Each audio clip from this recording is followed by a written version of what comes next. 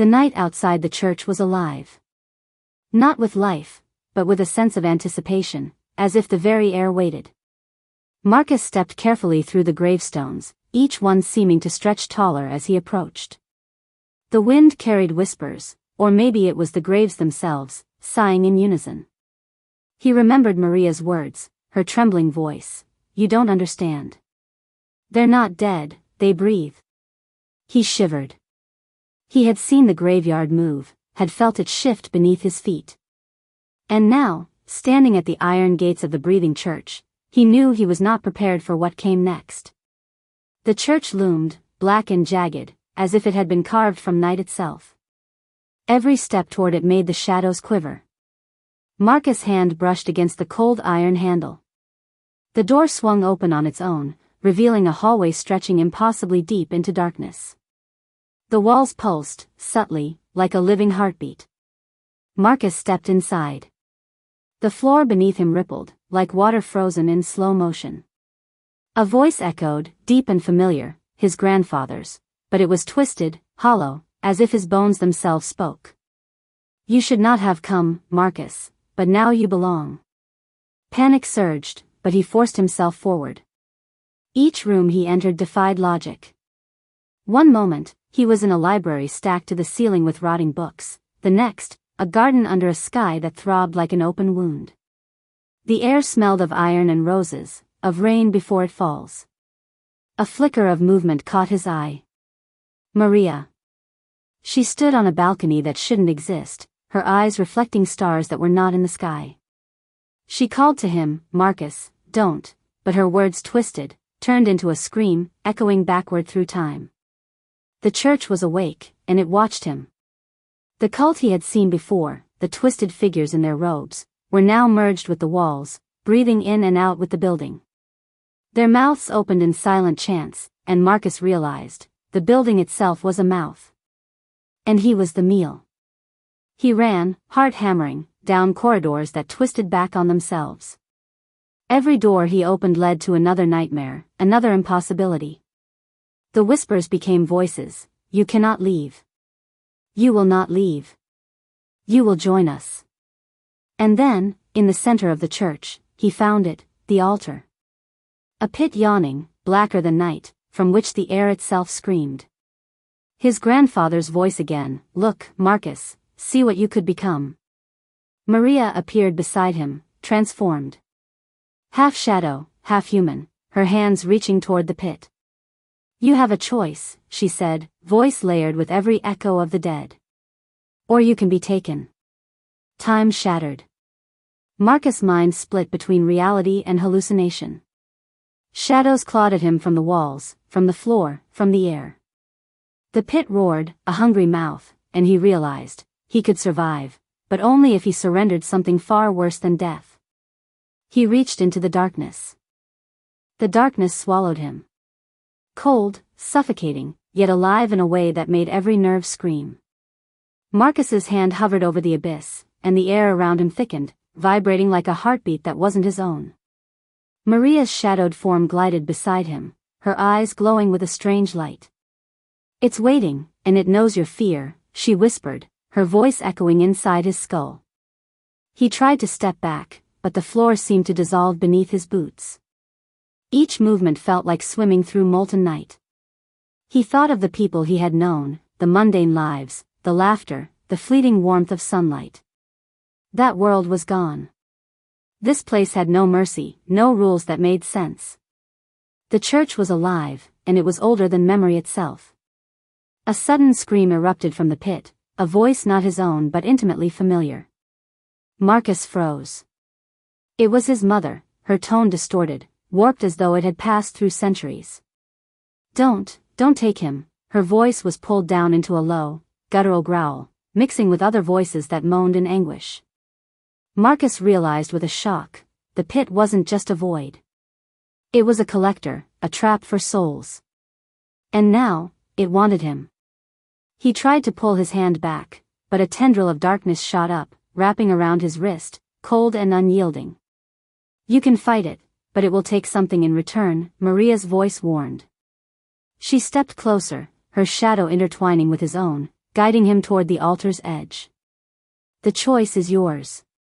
He understood. Survival came with a cost. He could flee, if he gave himself over to the church's hunger, offer something of himself, perhaps even his soul, or he could confront the darkness directly, risking annihilation. Marcus inhaled, heart pounding like a drum in the silence between screams. He clenched his fists and shouted, though his voice seemed to splinter into 100 echoes, "I will not be taken." The church shuddered, as if offended by his defiance. Walls flexed, ceilings stretched upward into impossible heights, and the pit scream became a chorus of rage. Shadows lunged, groping hands reaching for him from every surface. Maria stepped forward, raising her arms. Her figure blurred, becoming less human, more ethereal. "Then bind it to yourself, Marcus. Let it consume, but do not let it destroy." He remembered the old texts he had glimpsed in the library, strange symbols etched in dust and decay. Words that hinted at communion, at control, at bending entities older than the earth to one's will. With trembling hands, Marcus drew them in the air, chanting syllables that felt foreign yet familiar. The pit recoiled, its hunger momentarily stalled. Shadows screamed and writhed, resisting, but his voice grew stronger. He could feel the dark energy press against his mind, testing him, probing for weakness. Then, the impossible happened. A voice inside his own mind, calm and steady, spoke. "You are not merely immortal. You are the bridge. Accept it." Marcus hesitated. Accepting meant giving a part of himself, perhaps forever, but it also meant survival. He took a deep breath and let the darkness surge into him. Pain shot through his body, sharp as knives, yet within the agony was clarity. He felt the church's pulse merge with his own heartbeat. The pit's scream became a rhythm he could control. He was no longer prey, he was the master, however temporary. Maria's form solidified again, human but changed, her eyes reflecting the depth of the void. "It's done," she murmured. "You survived, but you are not the same. Nothing here leaves unchanged." Marcus stepped back from the altar. The church's walls no longer flexed violently, but the air still hummed, alive and aware. Outside, the graveyard lay quiet once more, though a faint shimmer suggested it had not truly slept. He looked at Maria. We did it?" His voice was raw, almost breaking. "We survived," she replied. Her smile was fleeting, sad. "But remember, darkness leaves a mark. And some marks never fade." Marcus walked to the door. Beyond it, the night awaited, cold and silent, but somehow less hostile. The church behind him pulsed softly, almost contemplatively, as if aware of the balance that had been struck. As he stepped into the graveyard, the first light of dawn broke over the horizon. Shadows fled before it, but Marcus knew that what he had faced would never truly leave him. The graveyard, the church, the darkness, it was part of him now. And somewhere, deep in the stillness, the whispers continued. Marcus walked slowly across the graveyard, each step crunching over frost-covered grass. The chill bit into his skin, yet he felt strangely insulated, as though some part of him now carried the church's pulse. He glanced back at the ancient building. It stood silent, still, but he could sense its awareness lingering in the air. Maria followed, her steps almost weightless, gliding over the uneven stones. "The church tests everyone," she said softly. "Some fail. Some survive. Few leave, untouched." Marcus swallowed hard. "I feel different.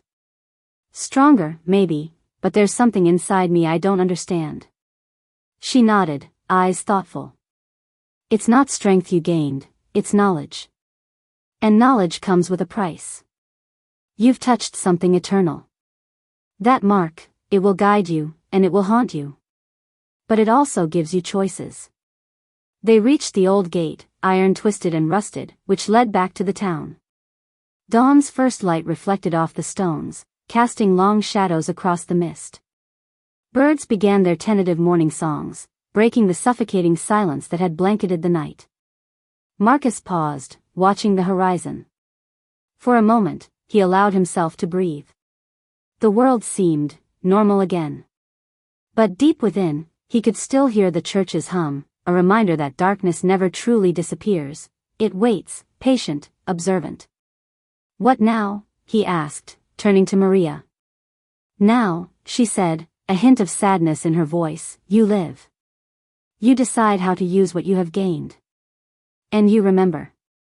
That is your task now." The air shifted again, a whisper through the gravestones. Marcus felt a pull, not a threat, but a reminder. He had faced the darkness and survived, but the encounter had left him irrevocably changed. Some part of him would always carry that night, the pit, the voices, the power he had barely controlled. As they walked toward the town, Marcus reflected on the choices he had made. Fear had driven him at first, panic and doubt clouding every thought. But when faced with true annihilation, he had found a strange resolve. Not heroism, not courage as others might define it, simply a determination to survive, and to understand. Maria spoke again, breaking his thoughts. "Many fear the unknown. But remember this, fear is a guide, not a master. Respect it, but do not surrender to it." Marcus nodded, grateful for her wisdom, even if the lessons came with a weight he could not yet measure. The graveyard grew smaller behind him, the morning sun scattering the lingering shadows. For now, it was quiet. Peaceful. A fragile illusion, perhaps, but enough for him to breathe. "Do you think it will come again?" Marcus asked, voice low, almost hesitant. "It always watches," Maria replied. "Some darkness is eternal. Some waits for those ready to meet it. But you have changed. That is what keeps you alive, for now." A crow called from a distant tree, its black form cutting a sharp silhouette against the sunrise. Marcus shivered, not from cold, but from awareness. He had survived the night. He had mastered the church, at least partially. And yet he knew, the world is wide, filled with shadows yet unseen, challenges yet faced. The town appeared over the hill, bathed in golden light. Children played in the streets, oblivious to the night's horrors. The mundane life continued, unaware of the ancient church that slept silently beyond the graveyard. Marcus watched, realizing how fragile peace could be. Maria placed a hand on his shoulder. "Your journey is not over, Marcus. Life will test you in new ways. But never forget what you faced tonight. Remember, survive, and live. That is your victory." Marcus exhaled, letting the tension leave him. He felt the lingering pulse within, a subtle hum, the echo of the church and its darkness. Not fear, not despair, just awareness. He had walked through shadow and emerged alive. That, for now, was enough. As they reached the town gates, sunlight touched his face fully. Marcus smiled faintly, a mixture of relief and solemn understanding. The darkness had marked him, but it had not claimed him. He was free to live, to remember, and to face whatever came next. And somewhere, deep in the graveyard, the church remained. Silent. Watching. Waiting. The night had ended, but its memory endured. Marcus would carry it always. The wind outside whispered secrets Marcus didn't want to hear. The church lay in ruins behind him, silent now except for the echo of his own heartbeat. He had survived, but survival felt hollow, as if the darkness had not left him entirely. Every shadow in his apartment seemed to stretch a little longer than it should. Every reflection in the mirror flickered with a familiarity that made his skin crawl. He told himself it was his mind, that the horrors of the church were fading. But deep down, he knew better. Maria's voice came unbidden in his thoughts. "It never truly leaves you, Marcus. It follows." He tried to sleep, tried to return to some semblance of normal life. But when the night fell, the world itself seemed to shift. His eyes caught movement where none should exist. Books slid from shelves. Doors creaked as if someone, or something, was pacing in the hall. At first, he blamed fatigue. Then the whispers began. Low, distant, unintelligible at first, growing clearer, "You can't escape us. You can't escape." Discovery of the journal. Marcus knew he had to understand what he was dealing with. Against better judgment, he returned to the ruins of the church. Moonlight spilled across broken pews and shattered stained glass, illuminating the desecration. Amid the debris, something caught his eye, a leather-bound journal, oddly pristine, resting atop a collapsed altar. Hands trembling, he opened it. The pages were filled with elegant handwriting, diagrams of symbols, and incantations. The notes described rituals meant to bind shadows, dark forces that could move, think, and strike. A page caught his attention, a warning. The darkness is patient. It follows the unheeding. To ignore it is to invite it inside. Marcus's stomach churned. This wasn't just a haunting of the church. This was personal. First signs of pursuit. Back home, Marcus thought himself safe. Yet the shadows began to creep in slowly, insidiously.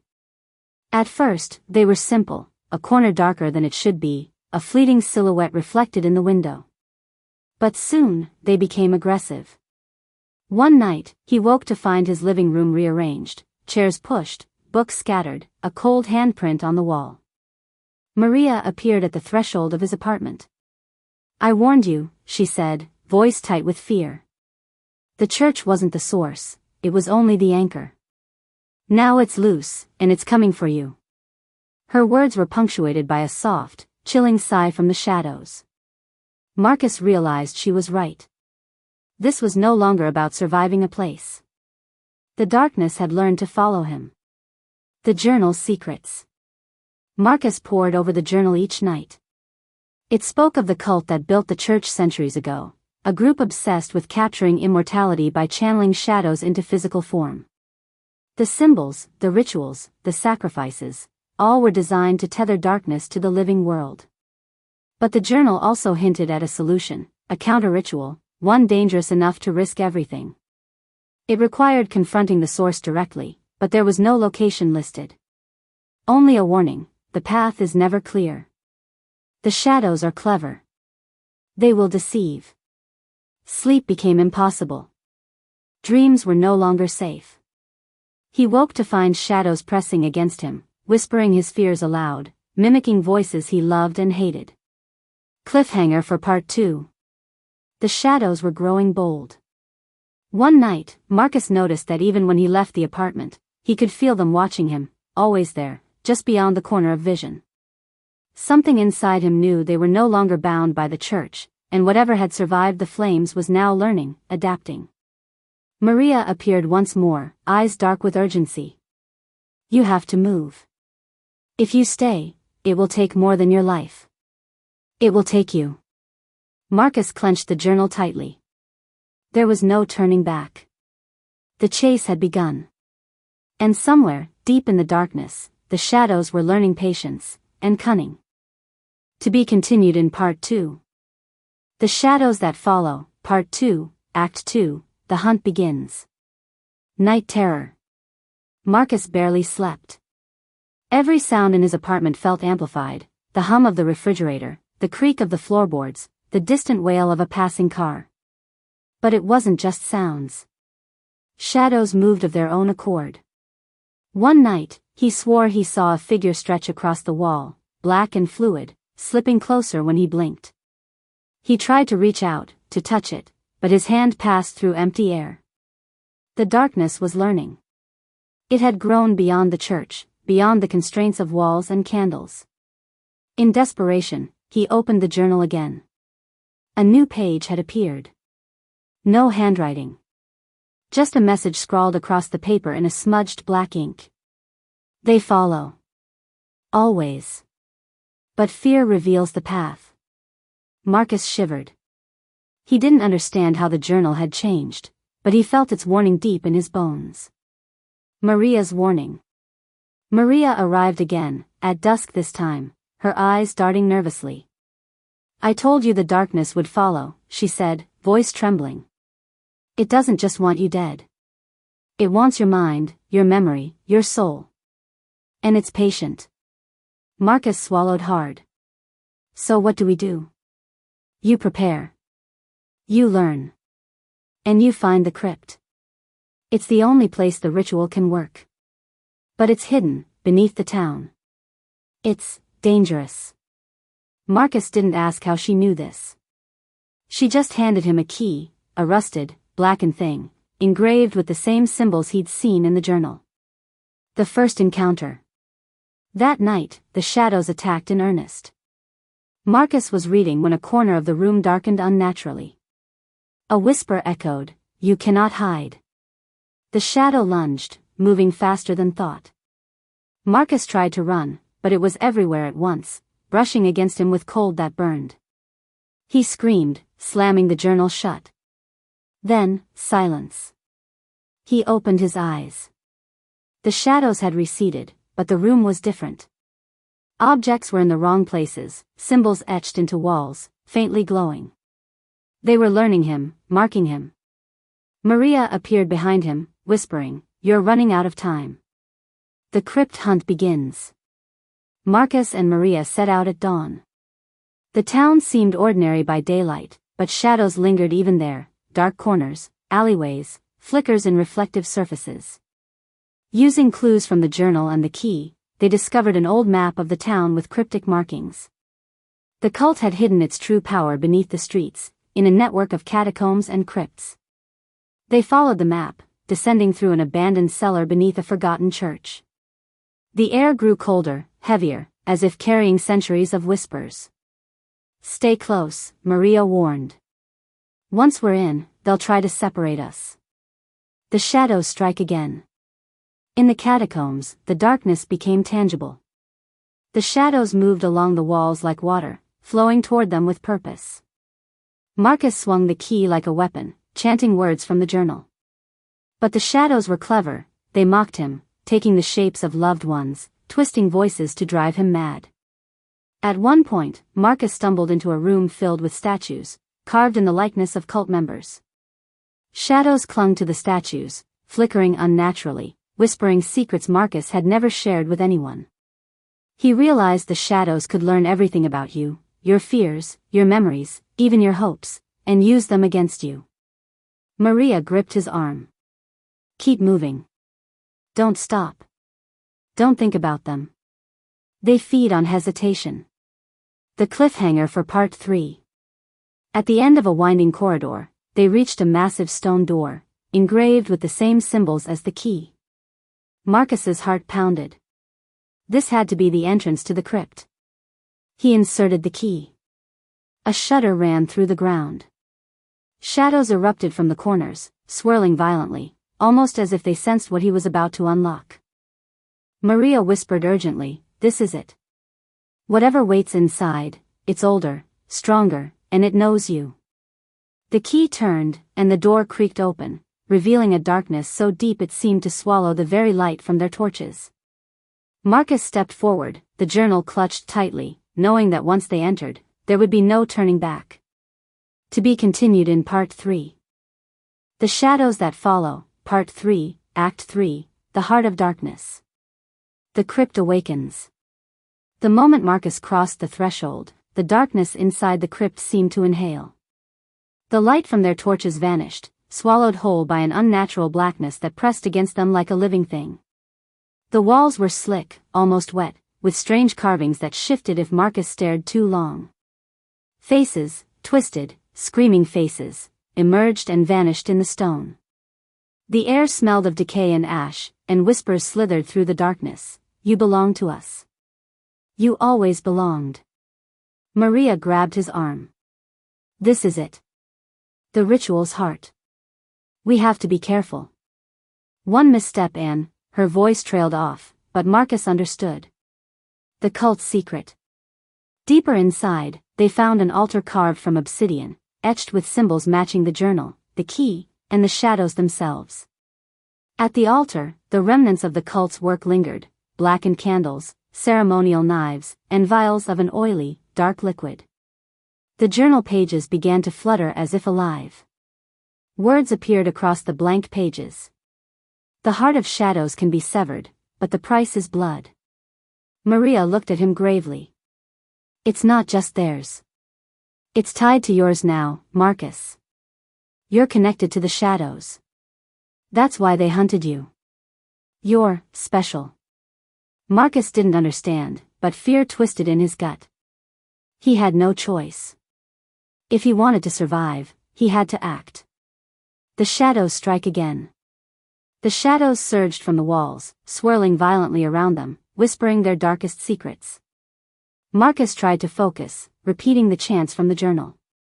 The shadows reacted violently, contorting into monstrous forms, half human, half animal, impossible shapes that clawed at the edges of reality. One shadow took the form of his late father, whispering betrayal and regret. Marcus faltered, his mind shaking, but Maria's voice broke through. Don't listen. They're lies. Steeling himself, Marcus swung the key like a blade, chanting the incantations. The shadows screamed, a deafening cacophony of pain, and recoiled. The choice. The altar began to glow faintly, responding to Marcus's chant. A spectral figure emerged, the cult's last leader, trapped between life and death, eyes black pits of endless hunger. You seek to end us, it hissed. Then you must give, yourself. Marcus realized what the journal meant. To sever the shadows, he had to make a sacrifice. Blood. Memory. Or life. Maria reached for his hand. You can do this. You're stronger than you think. Marcus gritted his teeth. He knew what had to be done. He pressed the key into the altar, chanting the final words. Pain shot through his body as the shadows writhed and screamed. He could feel memories slipping, voices echoing inside him, but he held firm. The darkness recedes, for now. The shadows shrieked one last time, then collapsed into themselves, vanishing into a dense, silent black mist. The crypt grew still. Marcus staggered back, drained, sweat pouring down his face. He had survived, but the journal lay open, blank, whispering faintly. This is not the end. They wait, always. Maria helped him up. It's over, for now. But they'll return. Shadows don't die, they linger. You'll have to be ready. Marcus nodded, exhausted but determined. He now understood, the fight against the shadows was far from over. The cult was gone, but the darkness would always seek a host. And he had become the new guardian against it. As they left the crypt, dawn broke over the town. Everything seemed normal, deceptively calm. But Marcus could feel it, a faint pulse beneath the ground, a cold whisper brushing his mind. Somewhere, deep below, something was stirring. The shadows wait. And next time, they would not be so patient. The Shadows That Follow, Part 4, Act 4, The Guardian Awakens. A fragile calm. The morning sun spilled over the town, warm and golden, but Marcus felt none of its comfort. The events in the crypt had changed him, body, mind, and soul. His hands still shook, and shadows seemed to cling to the corners of his vision, flickering like smoke. Maria walked beside him, her expression tense but resolute. You did what you had to. You've stopped them, for now. But you can feel it, can't you? They're still out there. Marcus nodded, unable to speak. He could feel a pulse under the ground, faint and rhythmic, almost like a heartbeat. The shadows hadn't left, they had merely retreated, regrouping, waiting for the moment to strike again. The first warning. By evening, strange things began to happen. Lights flickered in the town, pets disappeared without a trace, and whispers haunted Marcus's dreams. One night, he awoke to the sensation of being watched. On the floor of his room, dark tendrils writhed briefly before vanishing, leaving only a cold chill in the air. Maria entered, carrying the journal. They've started probing again. Whatever survived the crypt, it knows you're connected. You're a beacon, Marcus. They'll come for you, and anyone close to you. Marcus gritted his teeth. Then I'll be ready. Training in the shadows. The journal offered cryptic guidance, rituals, chants, and protective sigils. Marcus and Maria spent days preparing, drawing circles, inscribing wards, and learning to sense the shadow's movements. Marcus discovered he could feel the shadow's energy, even control brief bursts of it, but using it came at a cost: exhaustion, memory lapses, and occasional visions of unspeakable horrors. One evening, he practiced a containment ritual. Shadows swirled around him like a storm, and he felt their malevolent intelligence probing his mind. One tendril touched his consciousness, and he saw himself, decades older, surrounded by ruins, still fighting shadows. The vision faded, leaving him gasping. Maria shook him gently. "That's the price of power. But you'll need it. Soon." The first attack. Their training was interrupted one night by screams from the town square. Marcus and Maria ran toward the sound, torches in hand. Shadows had taken form, thin, elongated figures moving impossibly fast, attacking townsfolk. People screamed, fleeing blindly, while the creatures whispered threats and lies that turned friends against one another. Marcus stepped forward, chanting the containment spell. A barrier of pale light erupted from his hands, forcing the shadows back. The creatures hissed and recoiled but were not destroyed. One form, taller and more grotesque than the rest, hovered above the others, its eyes black voids filled with malice. It spoke, not in words, but directly into Marcus's mind. "You cannot contain us forever. You will fail." Maria shouted, "Marcus! Focus!" Drawing on every ounce of strength, Marcus pushed the shadows back into the alleyways, sealing the area with sigils that glowed faintly in the darkness. The townsfolk were safe, for now, but the larger threat loomed. A harrowing realization. After the attack, Marcus stood alone in the square, looking at the glowing sigils. The shadows' threat had evolved. They were smarter, faster, and more cunning.